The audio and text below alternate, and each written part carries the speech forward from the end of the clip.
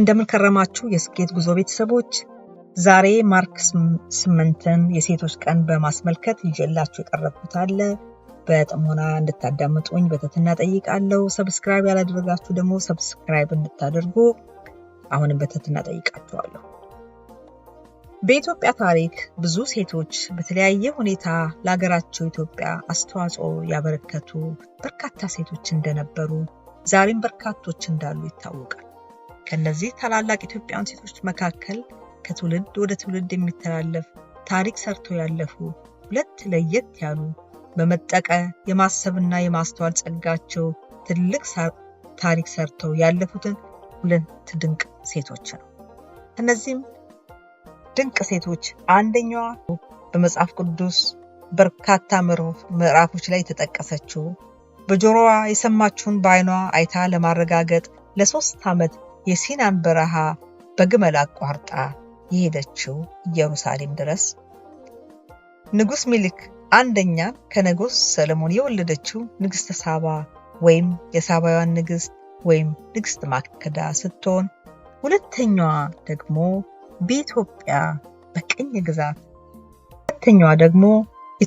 በቅኝ ግዛት ሳትወድቅ ነፃነቷን አስከብራ ለመኖር ያደረጉት ትልቅ አስተዋጽኦ ታሪካቸው በስፋት የሚነገርላቸው የዛሬዋ የማርች 8 እንግዳይ እቴጌ ጣይቱ ብጡል ናቸው። እቴጌ ጣይቱ ብጡል በ1851 እንደ አውሮፓ አቆጣጠር ከኢትዮጵያ ነገስታት ተዋረድ ውስጥ የተወለዱ በስርዓትና በእንክብካቤ ያደጉ ሲሆን በተፈጥሮ ተሰጧቸው ልዩ ዕውቀትና የመጠቀ አስተሳሰባቸውን በእጅጉ ይታወቁና ይደነቁ ነበር።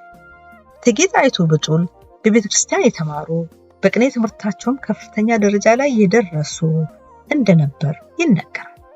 ከአራት ታላላቅ ሰዎች ጋብቻ በኋላ በመጨረሻ የሸዋ ገዢ አጼ ምኒልክን አግብተው እንደ አውሮፓ አቆጣጠር በ1889 ዓ.ም አጼ ምኒልክ የኢትዮጵያ ንጉሠ ነገሥት በሆኑ ጊዜ ከሁለት ቀን በኋላ እቴጌ ጣይቱ ብጡል ብርሃነ ዘኢትዮጵያ በሚል የንግስና ማዕረግ ተሰጥቷቸው የኢትዮጵያ ንግስተ ነገሥት ሆኑ። እቴጌ ጣይቱ ያልወለዱት ሲሆን ነገር ግን አጼ ምኒልክ ከመጀመሪያ ሚስታቸው ለወለዷት ንግስት ዘውዲቱ ጥሩ የእንጀራ እናት ነበሩ። በመጨረሻ ጊዜያቸውም ንግስት ዘውዲቱ ዙፋን ላይ እንዲወጡ ለመርዳት የበኩላቸውን ጥረዋል። እቴጌ ጣይቱ ብጡል የውስጥና የውጭ ፖለቲካ በሚገባ የተረዱ የቅኝ ግዢዎችን ተንኮለኛ አስተሳሰብ በሚገባ የተረዱ እና አጼ ምኒልክን ይመክሩ ነበር። በዋና ዋና የአስተዳደር ጉዳዮች ላይም ውሳኔ ከማሳለፋቸው በፊት እቴጌ ጣይቱን ያማክሯቸው ነበር። እቴጌ ጣይቱ በኢትዮጵያ አንድነት ሂደት ውስጥም ትልቅ ሚና ተጫውተዋል። እቴጌ ጣይቱ ከአዛኝ ተፈጥሯቸው ጋር ተደምሮ የሀገራቸው ነፃነትና ታሪክ ለመጠበቅ ያላቸውን ፍላጎትና ውሳኔ ምንም የማያወላዳ ነበር። እቴጌ ጣይቱ ከሚመሰገኑባቸው ብዙ መልካም ባህሪያት መካከል በውጫሌ ስምምነት ላይ በተፈጠረው አለመግባባት ለንጉሠ ነገሥቱ ያበረከቱት እና ያሳዩት ቁርጠኛነት ጎልቶ ይታያል።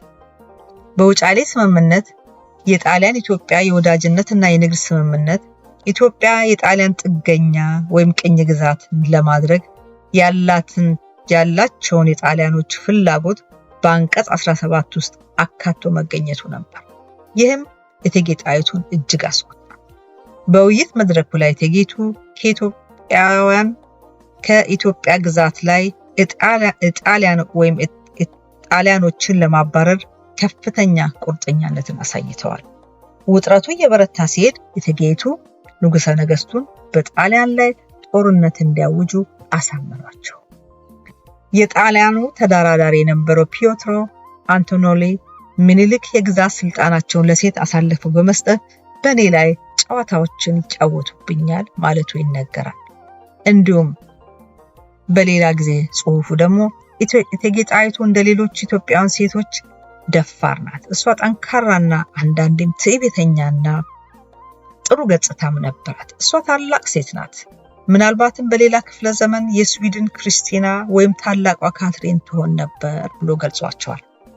እቴጌ ጣይቱ ጦርነቱ ታውጆ ክተት ሲባል ጦር ሜዳው በመገኘት ልዕልት ዘውዲቱን ጨምሮ የራሳቸው ጦር ወደ 5000 የሚጠጋና 100 ሴቶች ያሉት በጦርነቱ ወቅት ጊዜያዊና የሕክምና መሳሪያዎችን ይዘው በመገኘት የጦርነቱ ዋና መሐንዲስ በመሆን በከፍተኛ ኃይል በሞራል ለሀገራቸው ቆመዋል። ከሁሉም በላይ ሁሉንም የመጠጥ ውሃ ምንጮች የጣሊያን ጦር እንዳያገኝ ለማድረግ ስትራቴጂክ ኦፕሬሽን አዘዋል። የስልት ኢትዮጵያውያን ጦርነቱን እንዲያሸንፉ ከፍተኛ አስተዋጽኦ አድርጓል። እቴጌ ጣይቱ በጦርነት ጉዳይ ብቻ ሳይሆን በሰላም ጊዜም የልማት አርበኛ በመሆን ጎበዝ ነበር። ኢትዮጵያ ዋና ከተማ የሆነችውን አዲስ አበባን መስርተው የሰየሙ እስከዛሬ ድረስ ያለውን የእንጦጦ ማርያም ቤተክርስቲያን እየሰሩ ቤት የሌላቸው ወላጅ አልባ ሕፃናትን ሰብስቦ ዲያቆናት ቄስ እንዲሆኑ ያስተማሩ፣ ሌሎችንም በርካታ የመንግስት ኃላፊነቶችን ከፍ ያደረጉ ድንቅ ሴት ነበሩ። በስማቸው እስከዛሬ ድረስ የሚጠራውን የመጀመሪያውን ሆቴል እቴጌ ጣይቱ ሆቴል ብለው ሰይመውታል። ከሌሎች በርካታ ውጥኖቻቸው መካከል ግብርናና ንግድን የሚያበረታታ ማህበርም አቋቁመው ነበር። ንጉሠ ነገሥት ቀዳማዊ ኃይለ ሥላሴ በማስታወሻቸው እንዳመለከቱት የአፄ ምኒልክ የካቢኔ አባላት በእቴጌ ጣይቱ አስተዳደርና ዋና የመንግስት ተግባራት ሁሉ ቅሬታ እንደተሰማቸው ጽፈዋል። ሹማምንቱንም እቴጌ ጣይቱን መንግስት ለመገልበጥ አሲረዋል በማለት ዶለቱ። በዚህም ምክንያት አድርገው በግዞት እንዲቀመጡ ተደረጉ። በአፄ ምኒልክ ሞትና በአፄ ኃይለ ሥላሴ ወደ ስልጣን መምጣት መካከል የነበረው ጊዜ የእርስ በርስ ተንኮልና ሴራ የተሞላ ነበር። እቴጌ ጣይቱ ልዕልት ዘውዲቱ ወደ መንበረ ስልጣን እንዲመጡ ለማድረግ በማሰብ በተፋላሚ ቡድኖች መካከል ያለውን ሚዛን ለመጠበቅ ታግለዋል። በመጨረሻ ግን የጠላቶቻቸውን ተንኮል መቋቋም ባለመቻላቸው በግዞት ወደ እንጦጦ በመሄድ የመጨረሻ ዘመናቸውን በጸሎትና በጾም አሳልፈዋል። የእቴጌ ጣይቱ ታላቅ ሚና ለኢትዮጵያ በቅኝ ግዛት ያልተንበረከከች ሀገርና ዛሬ ላለችበት የዘመናዊት ኢትዮጵያ መሰረት ለመጣል ረድቷል። በዚህም የእሳቸው ትሩፋት የወቅቱ ኢትዮጵያ ታሪክ ጉልህ ክፍል ሆኖ ለዘላለም ይኖራል። ለዛሬ ያዘጋጀሁላችሁ ይሄው ነበር። ስላዳመጣችሁኝ አመሰግናለሁ። ሰብስክራይብ ማድረግን እንዳትረሱ። ላይክ፣ ሼር፣ ኮሜንትም እንድታደርጉ ጋብዛችኋለሁ። መልካም ሳምንት።